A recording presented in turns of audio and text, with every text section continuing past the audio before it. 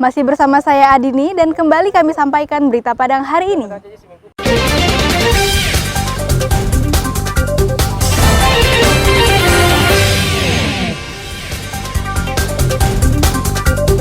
Satuan Reskrim Polresta Padang kembali menangkap muncikari prostitusi daring. Pejabat Polda Sumbar ditemukan meninggal dunia di kamar hotel di Pasaman Barat. 3 rumah di Lubuk Selasi, Kabupaten Solo, rusak diterjang longsor.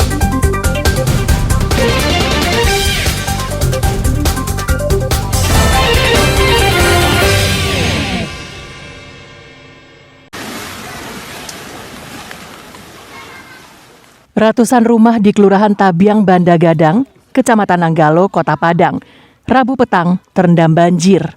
Ketinggian air mencapai 1 meter hingga masuk ke dalam rumah-rumah. Banjir terjadi karena meluapnya air sungai Batang Kuranji yang berada tak jauh dari kawasan itu. Daerah ini selalu menjadi langganan banjir saat terjadi hujan deras dengan durasi lebih dari 3 jam. Petugas Dinas Pemadam Kebakaran Kota Padang menurunkan puluhan personilnya untuk membantu sejumlah warga yang terjebak banjir. Sebagian warga dievakuasi dengan perahu karet. Namun sebagian besar memilih bertahan di rumahnya masing-masing menjaga barang-barang berharga mereka. Banjir menyebabkan aktivitas warga terganggu. Untuk kondisi di Tabiang Banda Gadang, Gunung Pangilur, itu ada masyarakat yang terjebak banjir. Jadi laporan langsung kami tindaklanjuti dengan mengirimkan 10 orang personil dan langsung mengevakuasi masyarakat yang terjebak banjir. Paling tinggi tadi sekitar 1,20 meter ya. Sebagian besar masyarakat masih bertahan di rumah masing-masing, mereka bagian juga tidak mau dievakuasi. Jadi ada sekitar 2 atau 3 orang yang kami evakuasi keluar untuk diamankan sementara. Hujan yang disertai angin kencang juga menyebabkan angin puting beliung serta menumbangkan sejumlah pohon. Tidak ada korban jiwa akibat peristiwa ini. Namun setidaknya 3 rumah rusak. Alfi melaporkan dari Padang.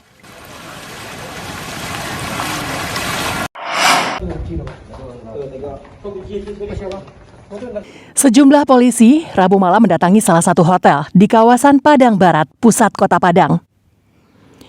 Polisi menangkap seorang laki-laki berinisial DM yang diduga berprofesi sebagai muncikari. Setelah itu, polisi yang berpakaian sipil langsung menuju kamar bernomor 2006 di hotel tersebut. Hasil interogasi sementara diketahui jika gadis yang dijual DM berada di salah satu kamar di hotel yang sama. Polisi kemudian menggerebek kamar yang dimaksud dan menemukan YS sedang menunggu pelanggannya. Di kamar itu, petugas menyita uang tunai, alat kontrasepsi, dan telepon seluler yang berisi percakapan media sosial. Bukti yang terakhir ini tak bisa dibantah YS dan mengakui jika dirinya menjajakan diri melalui salah satu aplikasi di media sosial. Saat diperiksa secara intensif di Mapolresta Padang, DM mengaku jika dirinya menjajakan YS di salah satu aplikasi media sosial seharga Rp500.000 untuk sekali kencan. Setiap transaksi yang diterima YS, sang muncikari mendapat imbalan Rp100.000. Dalam sehari, YS bisa mengantongi uang hingga Rp500.000. Polisi menangkap YS berdasarkan laporan warga yang resah dengan maraknya prostitusi di berbagai hotel di Kota Padang.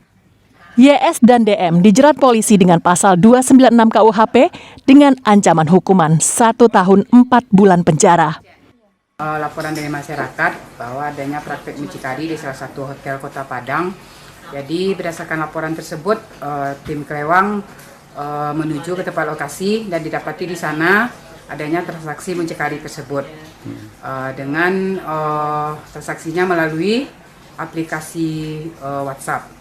Yang korban setelah dapat yang untuk pelanggannya nanti baru memberikan sebuah tip untuk mucikarinya tersebut. Selasa lalu, polisi juga menangkap seorang muncikari di daerah Padang Selatan, Kota Padang. Pelaku tega menjual pacarnya sendiri yang hamil 6 bulan. Penangkapan ini menjadi bukti jika praktik prostitusi marak terjadi di Padang. Alfi melaporkan dari Padang.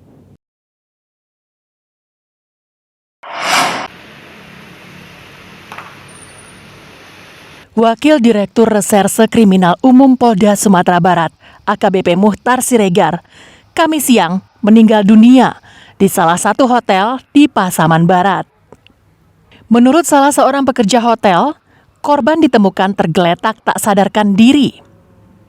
Awalnya, AKBP Muhtar Siregar sedang berada di Pasaman Barat dan menginap di sebuah hotel di daerah Simpang 4.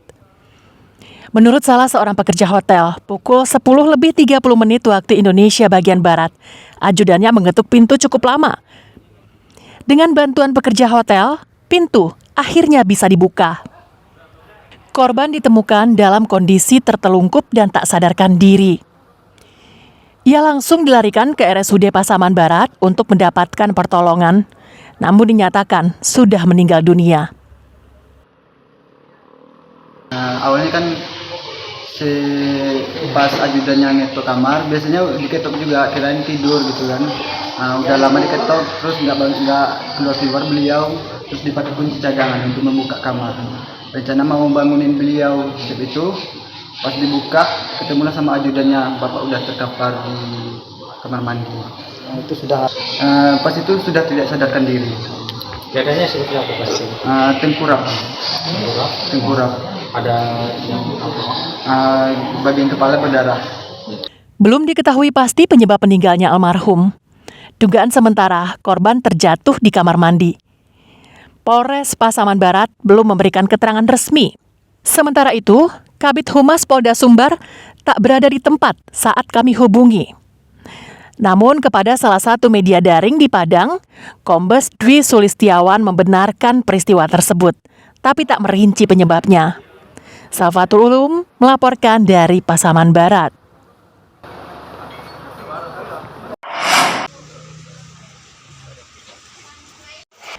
Tingginya curah hujan yang terjadi sejak Rabu siang di Kabupaten Solok mengakibatkan longsor. 3 rumah di Nagari Batang Barus, Kecamatan Gunung Talang, rusak berat dihantam material longsor. Salah satunya milik Syamsur Azwar, warga Jorong Lubuk Selasi ini. Tebing bukit yang ada di belakang rumah korban longsor dan menghantam dinding kamar. Akibatnya, dinding jebol sehingga material tanah masuk ke dalam rumah. Sejumlah barang rusak akibat tertimpa reruntuhan tembok bercampur tanah. Beruntung pada saat kejadian, korban bersama istri dan 2 anaknya sedang berada di kamar lain, sehingga mereka sekeluarga terhindar dari maut. Menurut korban, longsor terjadi pada Rabu petang saat daerah itu diguyur hujan lebat disertai angin kencang sejak pagi. Sore kemarin situasi cuaca cukup ekstrim, hujan disertai angin yang kencang. Derasnya hujan juga membuat tanah longsoran di belakang itu longsor. Alhamdulillah kami sekeluarga 4 istri dan anak-anak 4 jiwa itu selamat dari kondisi yang ada. Dari data nagari setempat, longsor juga menimpa 2 rumah lainnya. Salah seorang pemilik rumah terpaksa menumpang di rumah sanak famili terdekat karena rumah mereka tidak bisa ditempati. Ada 3, yang 2 itu rumah Pak Wali sendiri kan, Pak Syamsur Azwar. Yang kedua itu ada rumah Bu Kustina, dan juga keadaannya sudah parah yang tidak bisa diselamatkan lagi, yang ada di dalam rumah. Dan satu lagi itu rumah Pak Ifkar, juga terdapat longsor tapi masih berdiri namun tidak bisa dipergunakan lagi. Untuk memenuhi kebutuhan pangan, pemerintahan Nagari Batang Barus memberikan bantuan berupa sembako kepada para korban. Kerugian akibat peristiwa ini diperkirakan mencapai 400 juta rupiah. Dari Solo, Garnadi melaporkan.